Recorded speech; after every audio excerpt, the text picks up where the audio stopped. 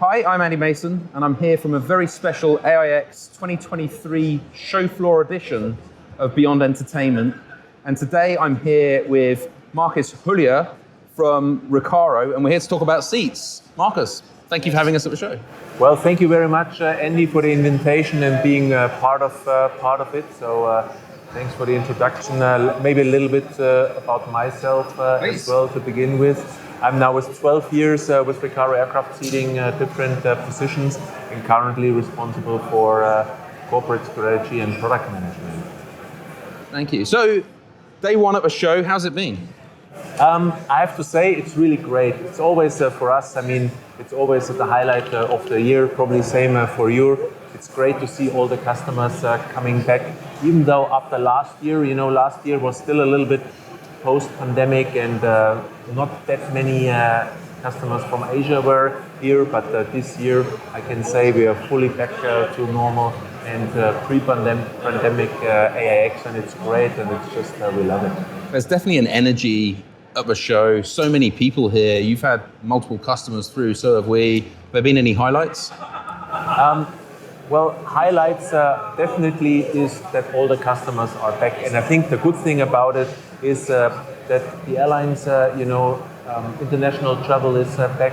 The airlines, they're also good in the business. So the rate of occupancy rate of the seats is going up so airlines are making money again, so that's good for us suppliers as well. So the airlines are willing to invest. They're looking for new innovations, for new cabin products, and so that's good. And so to see that happening. Excellent. So you talked about new products there. What's new for you at the show? What are you showing here? When it comes to new products this year, I would say it's a real firework. And we have, in our innovation corner, we show a concept around sustainability, our R-Sphere seat, plus also the R Horizon, which is a business class seat with new technology, which you are well aware of because you were a big help and support of making that R Horizon concept working with active surfaces, with lighting, with the OLED screens. The OLED screens, 32-inch. So that's definitely great. So that's in the innovation corner, and then the biggest highlight is obviously around premium class, where we sit in right now. Our new PL3810. It's a great seat. It's a great. Absolutely, I love it. It's super comfortable, and I'm actually the sad thing is, it's how it is in aviation. It takes some time to certify it and to see it flying. So it will be flying towards the end of next year. So in Q4 next year. So, but I really want to get on the aircraft then when it's out there in the field because it's just going to be a great product and very successful. I'll be on the same flight with you. I think this feels amazing. It feels so good. I'm up for that. So definitely let's do that and plan a trip together, Andy. Why not? What are the unique features of the seat? Unique features. I think overall, it's 10% lighter than the predecessor. So it's all about weight, also for the premium class. But this seat is much more customizable. So when it comes to the privacy ears, the customizing options we have there, we have a single plate table in here, which is actually one of the largest in the industry. Super stable, and this obviously helps also with the premium experience. Then we have a very good balance between the recline of the seat. It's up to 9 inches of recline we can do. We have our very good, like a calf rest that we integrated in the seat, and the customizing options overall for the airlines are going to be really great, and we see a lot of interest there because, as you know, same for you, the wide body requests are coming back, and they're coming back, yeah, absolutely. So. Are you seeing premium economy really pick up? It seems to have really taken off over the last few years on an increasing amount. We definitely see that the premium class there's more and more requests, and that even airlines who were strong, I would say, strongly against having premium economy. They're starting to rethink because obviously the strategy, because obviously the competition is doing it as well, and I think that's definitely helpful. And from my perspective, it's a great product, and between economy and business class, and it makes also from the feedback we received from the airlines who introduced premium economy, they're making good revenues with the square meters of space they basically they're occupying the aircraft with the seats, and that's awesome. Yeah, I recall that the square footage of a premium economy class per revenue was quite similar to first class. Actually, it was a very good return for an airline. It's actually definitely a reasonably high number. So that's why it's a really to me, no question about it. So the booking rates in premium economy are also very high. So I think especially the Silver Society, when you look at trends, there's a lot of elderly people who still want to fly and get out there, fly internationally, but they're willing to pay a little bit more, but maybe not as much as business class. So premium economy is perfect for that. Now, you talked about sustainability, obviously near to our hearts as well. The 10% number is a fantastic achievement. What else are you doing for sustainability? We've seen your demonstrator over here about materials. Can you tell us something about that? Materials, yeah. So obviously the goal is there to really get new materials, sustainable materials into the existing products. So with the concept, with the R's here, so it's the first step.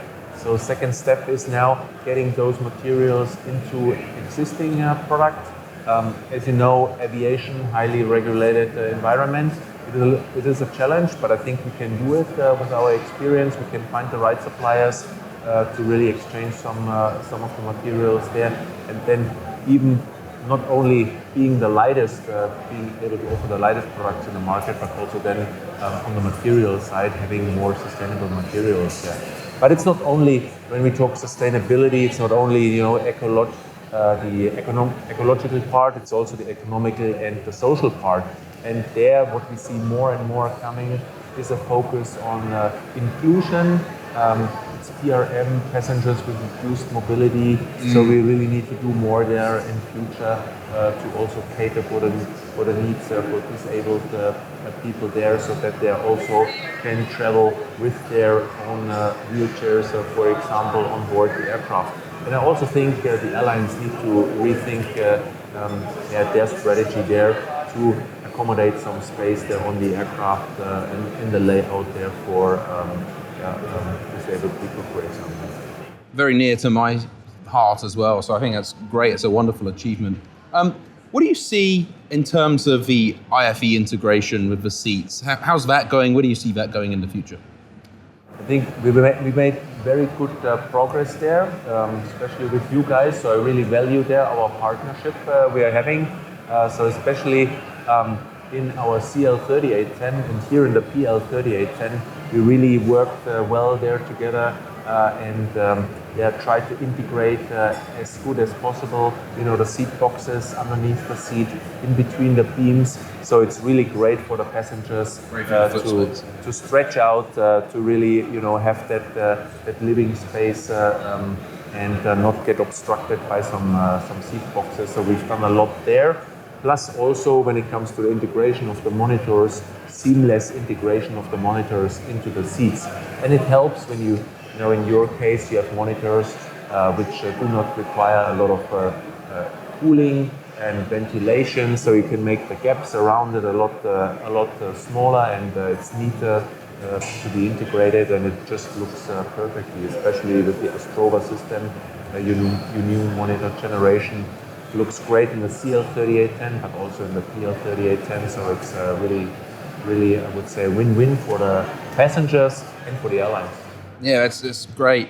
When you talk about the passengers, how do you feel that they really interact with the seat? Are you seeing a difference in their pattern? Great conversation about disabled passengers, but you talked about the tray table. Are there other new elements you think the passengers are demanding these days?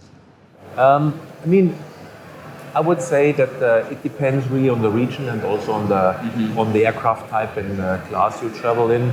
But I mean, things like having a bring your own device holder is pretty much becoming a standard.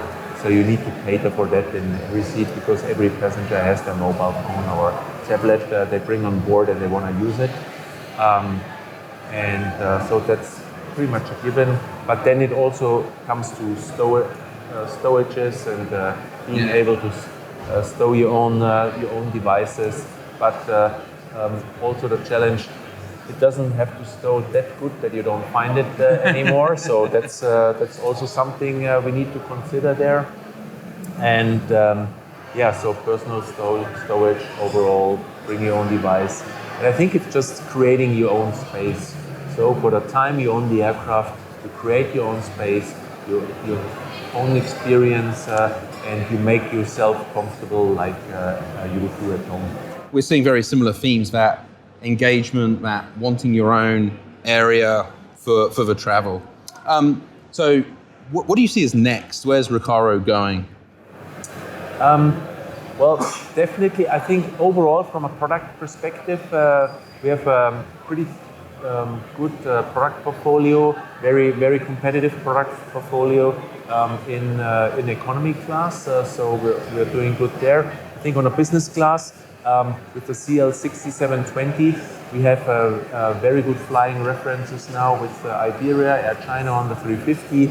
We have multiple 787 programs in the pipeline, which we cannot disclose now. But I think also we want to become more relevant in business class. So that was also one of the reasons why we showed, why we're showing this year also an innovative concept there in business class. So I'm looking forward to do more innovation there. Also together with the Panasonic, more innovation there in business class and really go the next step beyond 4-seat trends and really innovate there in that area. And make the overall passenger experience even better. Markus, thank you so much for your time today. Good luck at the rest of the show. The booth looks fantastic, and it's great to see you guys doing so well. Thank you. It was a pleasure, Andy. Thank you. To have the discussion with you, and until next time. So thank you so much. Please like, comment, subscribe, follow us wherever you catch your podcasts, and we'll see you in the next episode of Beyond Entertainment.